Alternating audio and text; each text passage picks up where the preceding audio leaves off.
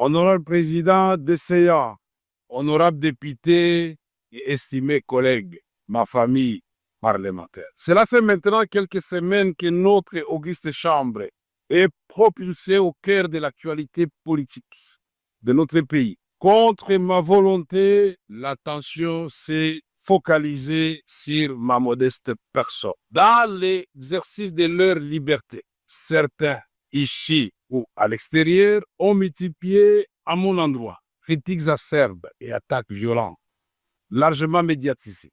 Mais d'autres, nombreux, m'ont témoigné leur amour et leur soutien. Aux uns et aux autres, je tiens à dire merci infiniment. Fort malheureusement, ce débat, si la déchéance éventuelle de quelques membres du bureau de l'Assemblée nationale a fini par occulter les véritables défis prioritaires auxquels notre pays est confronté à ce moment. Ce sont pourtant ces défis qui cristallisent les attentes du peuple que nous représentons et qui donnent à notre action toute sa substance patriotique. L'unité nationale, la cohésion, la défense de la souveraineté et de l'intégrité territoriale, le progrès social et économique. Voilà ce qui devrait capter toute notre énergie. Je me réjouis que la plénière d'aujourd'hui mette un terme à cette parenthèse afin que, dès demain, nous retrouvions le chemin de l'essentiel. Conjuguer nos efforts pour répondre aux attentes légitimes du peuple qui nous a mandatés ici.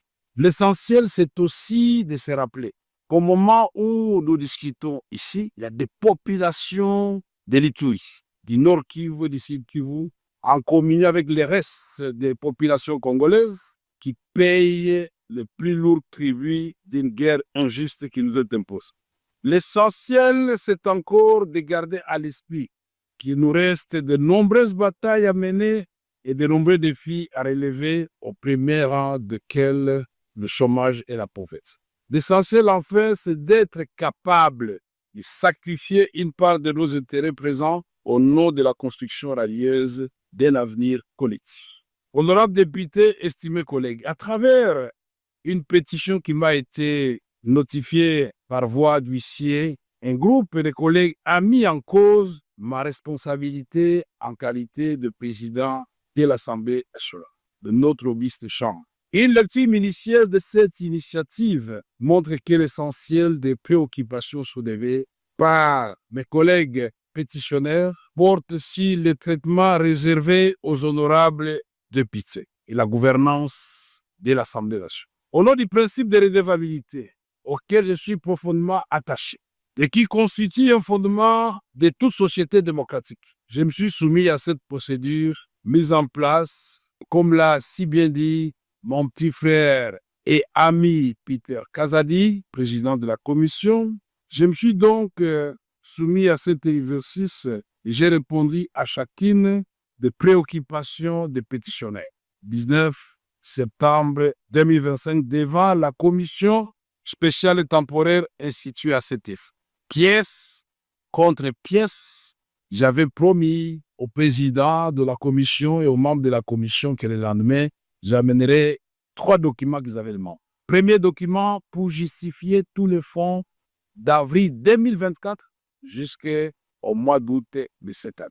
Deuxième document, les règles générales pour la sortie des fonds. Et troisième document, c'était de preuve que cela a été fait comme cela. Ces documents ont été remis au président séance tenante devant le membre de la commission.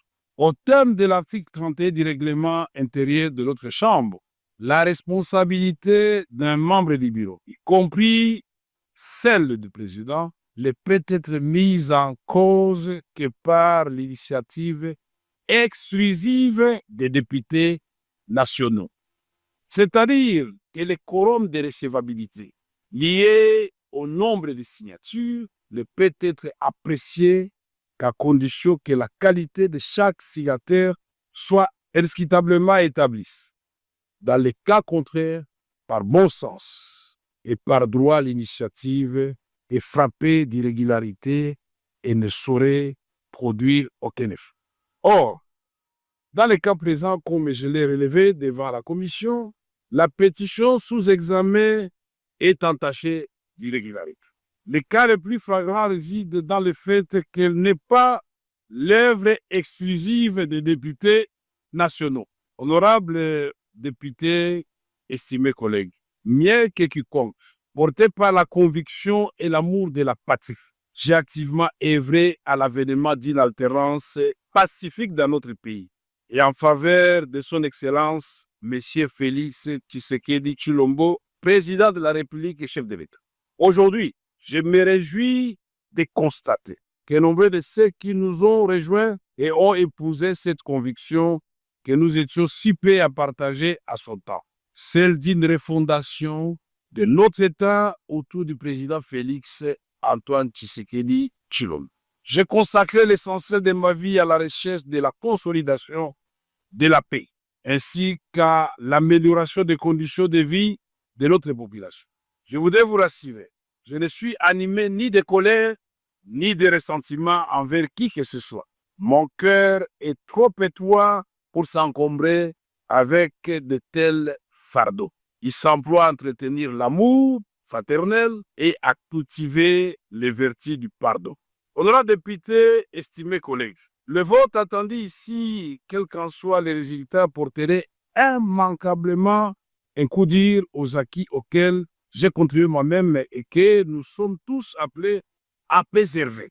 Je prends donc la mesure du spectre de la division et des clivages qui menacent de fragiliser la cohésion nationale et l'harmonie institutionnelle, pourtant indispensable à la réussite de notre projet collectif, restaurer la paix, impulser le développement, renforcer le rayonnement de notre pays. Honorables députés, estimés collègues, je ne vais pas vous promener dans les Saintes Écritures pour vous parler du roi Salomon avec les deux femmes qui se disputaient un enfant.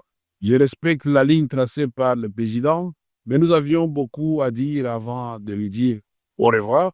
Honorables députés, estimés collègues, à vous, j'estime mon amour fraternel et ma gratitude sincère pour le moment partagé au service de notre beau pays. À toutes celles et ceux qui m'ont apporté un soutien spontané dans cette épreuve, je dis merci. Aucun mot n'est assez fort pour exprimer ma reconnaissance. Sachez que vous pouvez toujours compter sur moi. Je vais également m'adresser à nos collègues pétitionnaires. Merci à vous. Merci car au-delà de l'épreuve, il y a l'apprentissage. Chers frères et sœurs, ce qui nous unit est infiniment plus fort que ce qui nous divise. À votre démarche démocratique, j'ai apporté des réponses précises devant la commission spéciale et temporaire. Je n'ai aucun doute que notre lanterne à nous tous a été éclairée. Ma gratitude s'adresse aussi au personnel administratif et aux assistants parlementaires qui abattent un travail remarquable avec zèle et abnégation. À celui qui me succédera, je souhaite plein succès dans la conduite de notre chambre. C'est ici le moment de vous annoncer ou de confirmer effectivement ce que le président de la commission, Peter Kazadi, a dit tout à l'heure. Je donc, en âme et conscience, décidé devant 110 millions de Congolais de considérer que ma petite personne ne doit pas bloquer une grande institution comme l'Assemblée nationale. J'ai donc décidé de déposer ma démission.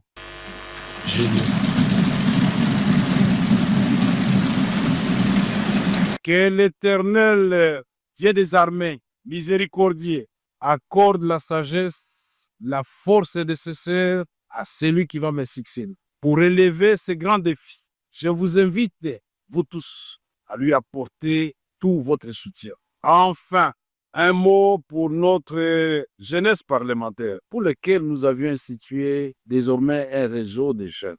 Chers jeunes députés, vous êtes à la fois le présent et l'avenir de notre nation. Soyez toujours conscients de cette responsabilité. Ne commettez pas nos erreurs. Travaillez avec acharnement et discipline. Vivez pour l'histoire, chers jeunes. Que Dieu bénisse la République démocratique du Congo et son peuple et ses institutions, Que Dieu nous bénisse tous et que la nation triomphe. Merci.